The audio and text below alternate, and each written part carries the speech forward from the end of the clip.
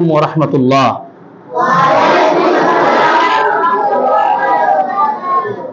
ইন্নাল হামদালিল্লাহি ওয়াহদাহু ওয়াসসালাতু ওয়াসসালামু আলা রাসূলিল্লাহ ওয়া আলা আলিহি ওয়া সাহবিহি ওয়া মান ওয়ালা, আম্মা বা'দ। ফাআউযু বিল্লাহি মিনাশ শাইতানির রাজীম। বিসমিল্লাহির রাহমানির রহিম।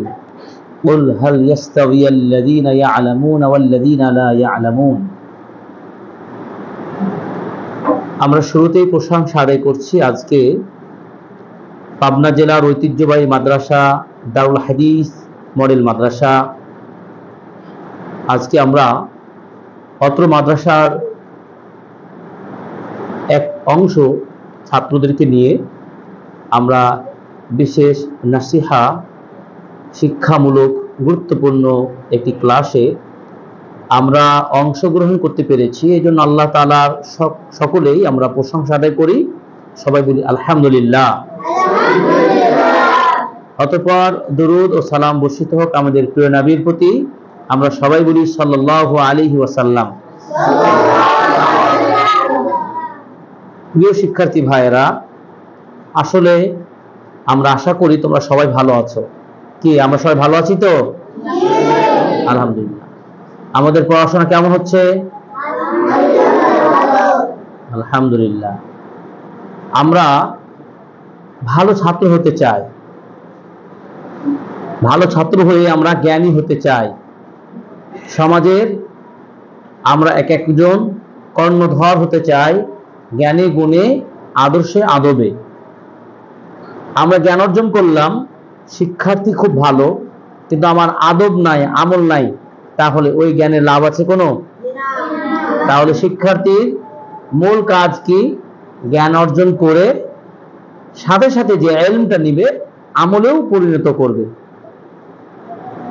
এমন মন, এমন চিন্তা চেতনা নেই, আমাদেরকে জাগ্রত মন নিয়ে এগিয়ে আসতে হবে। আমরা আল্লাহ সুবহানাহু ওয়া তাআলার সৃষ্টির সেরা জীব তখনই হব যখন আমরা জ্ঞানের আলোয় আলোকিত হব। আচ্ছা ধরো রয়েছি, আমরা কি সাধারণ মানুষের চাইতে ভালো না? আমরা জ্ঞান অর্জন করে আমরা একটা আলো সংগ্রহ করছি। এই জন্যই আল্লাহ তাআলা বলেছেন, যারা জানেন এবং যারা জানে না তারা কি এক সমান? রাত দিন কি এক সমান?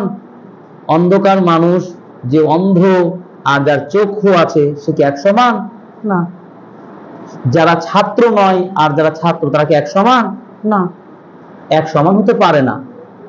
তোমরা আল্লাহ তাআলার বিশেষ বান্দা, যে তোমরা আল্লাহ তাআলার দেওয়া কোরআন ও সুন্নাহর ওহীর জ্ঞান অর্জনের এক একজন ছাত্র হতে পেরেছো।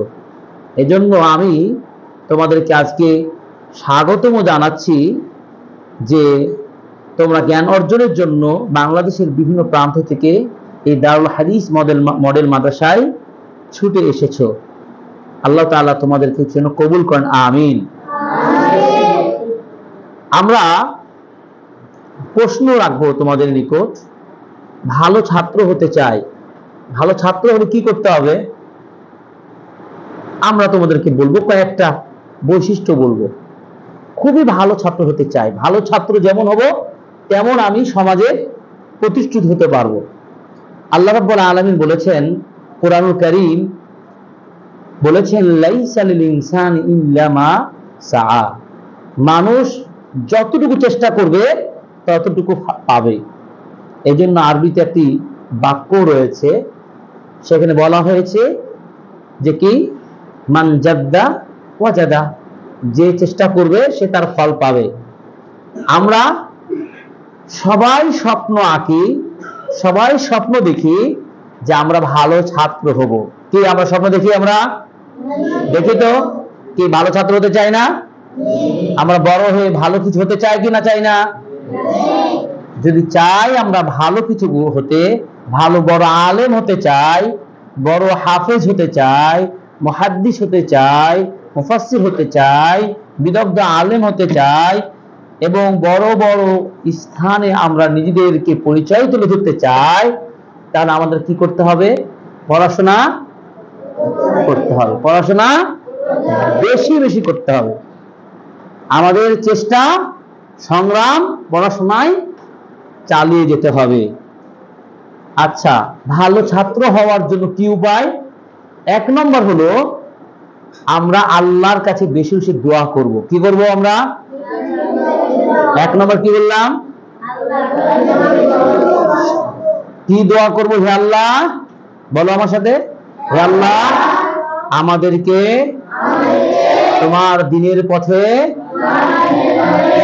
একজন খাঁটি মুখলেস বান্দা ও ছাত্র হিসাবে কবুল করুন, আমিন। এই দোয়া আমরা প্রতিদিন করব।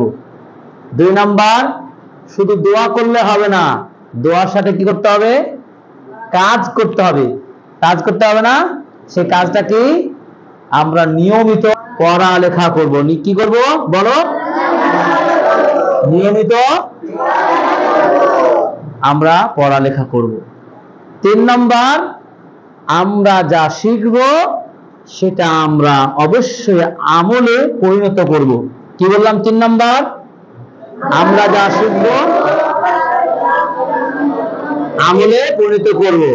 যেমন আমি আজকে তোমাদেরকে শিখালাম মুসলিমদের উপরে 5 ওয়াক্ত সালাত আদায় করা ফরজ, এবং সেটা সময় মতো আউয়াল ওয়াক্তে জামাতের সাথে।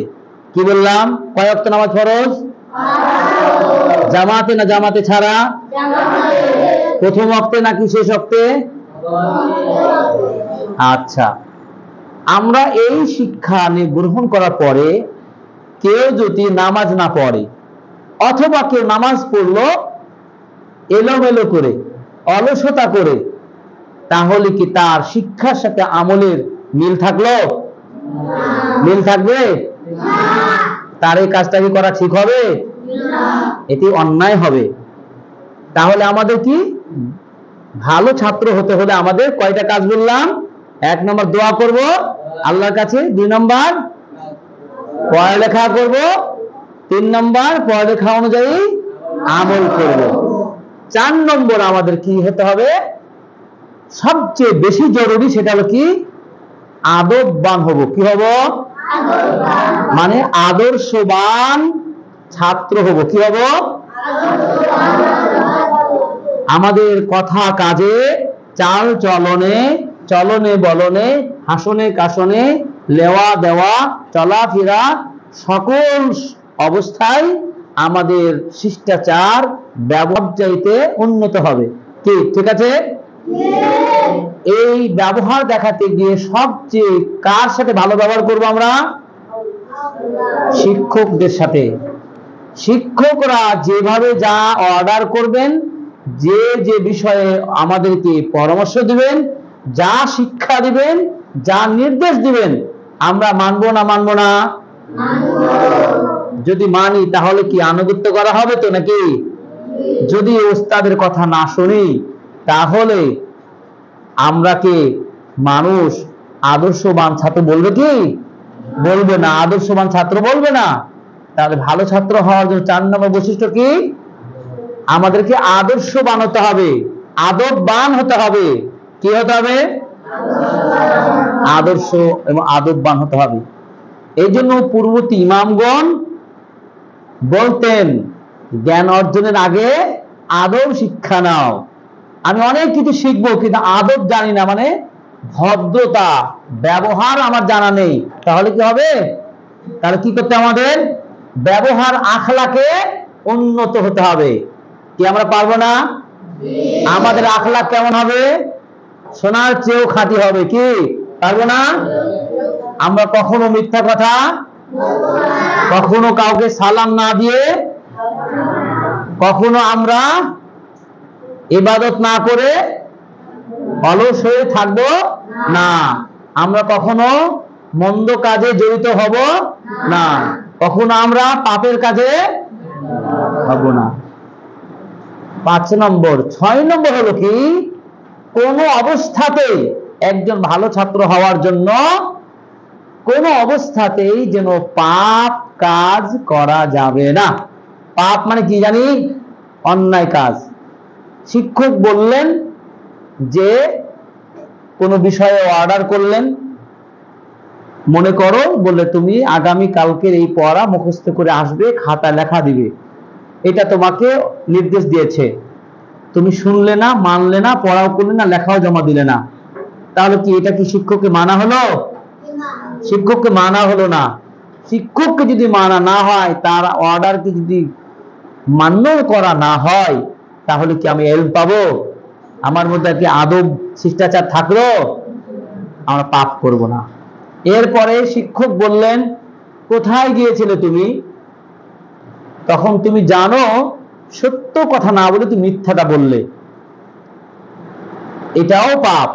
তার মানে কোনো অবস্থায় আমাদের আখলাকে পাপের সাথে নিজেকে জড়াবো না। কাউকে গালি দিব না, দিব? বন্ধুদেরকে গালি দিব? কাউকে মিথ্যা কথা বলবো? কাউকে সালাম না দিয়ে চলবো? আমরা এখানে যেমন ভাবে আদবের সাথে চলবো, আমরা বাড়িতেও কি বাবা মার সাথে, পাড়া প্রতিবেশীর সাথে, সবার সাথে একই ভাবে চলবো। ঠিক আছে? ইনশাআল্লাহ। আমরা সবাই প্রতিজ্ঞাবদ্ধ তো? আমরা সকলে প্রতিজ্ঞাবদ্ধ। তাহলে ভালো ছাত্র হওয়ার জন্য কয়টা গুণের কথা বললাম? 6টা বলেছি। 7 নম্বর হলো কি, আমাদেরকে প্রত্যেকটা শব্দ বুঝে বুঝে পড়তে হবে। প্রত্যেকটা শব্দ তাহকিক করে পড়তে হবে, মানে বিশ্লেষণ করে পড়তে হবে। কি বুঝি তো আমরা? তাহকিক বুঝি তো? শব্দকে, ওয়ার্ডকে ভেঙ্গে ভেঙ্গে বুঝে বুঝে পড়তে হবে। পারবো তো আমরা? সর্বোপরি চেষ্টায় লেগে থাকতে হবে। সর্বোপরি কি থাকতে হবে? আমার চেষ্টা চলমান থাকবে। যেভাবে ওস্তাদগণ বলবেন সেভাবে আমরা শুনবো। আল্লাহ তাআলা আমাদেরকে কবুল করুন, আমিন। আমি এবার শুনতে চাইবো, ভালো ছাত্র হওয়ার জন্য কি কি করতে হবে, কোন গুণগুলো থাকা লাগবে, আমাদের কোন ছাত্র পারবে? দাঁড়াও, কয়টি আমি বলেছি সেই কয়েকটি বলতে হবে। কে পারবে? যে কয়টা পারবে দাঁড়িয়ে যাও। একজন, খুব দ্রুত। হ্যাঁ, আগে নাম বল। তোমার নাম কি?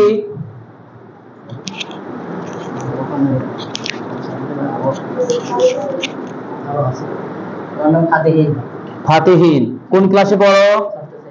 ক্লাস 6, ষষ্ঠ শ্রেণী। হ্যাঁ, একজন আদর্শ ছাত্র হওয়ার জন্য কয়টি গুণ বা বৈশিষ্ট্য থাকা দরকার, সেগুলো কি কি? 1 নাম্বার দোয়া করতে হবে। দোয়া করতে হবে। 2 নাম্বার কাজে কর্মে বোঝাতে হবে, আমল করতে হবে। 3 নাম্বার আমল করতে হবে। 4 নাম্বার আদববান হতে হবে। আদববান, শিষ্টাচারিতা। হ্যাঁ। 5 নাম্বার পাপ কাজ থেকে বিরত থাকতে হবে। 6 নাম্বার প্রত্যেক শব্দ ভেঙে ভেঙে বুঝতে হবে। 6 নাম্বার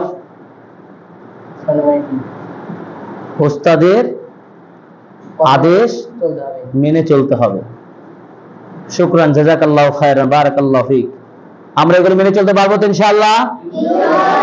আল্লাহ তাআলা কবুল করুন, আমিন। বসো। তাহলে আজকে যে নসিহাগুলো দিলাম, ভালো ছাত্র হওয়ার জন্য যে গুণ থাকা লাগবে সেগুলো আমরা মেনে চলবো ইনশাআল্লাহ। আল্লাহ তাআলা তোমাদেরকে এই দারুল হাদিস মডেল মাদ্রাসার এক একজন ছাত্রকে জ্ঞানের নক্ষত্রময় ছাত্র হিসেবে কবুল করুন, আমিন। এই আশা ব্যক্ত করে আজকে সংক্ষিপ্ত তোমাদের প্রতি পরামর্শ আমরা এখানে শেষ করছি। সুবহানাকাল্লাহুম্মা ওয়া বিহামদিকা আশহাদু আল্লা ইলাহা ইল্লা আনতা আস্তাগফিরুকা ওয়া আতুবু ইলাইক। ওয়া আসসালামু আলাইকুম ওয়া রাহমাতুল্লাহি ওয়া বারাকাতুহু।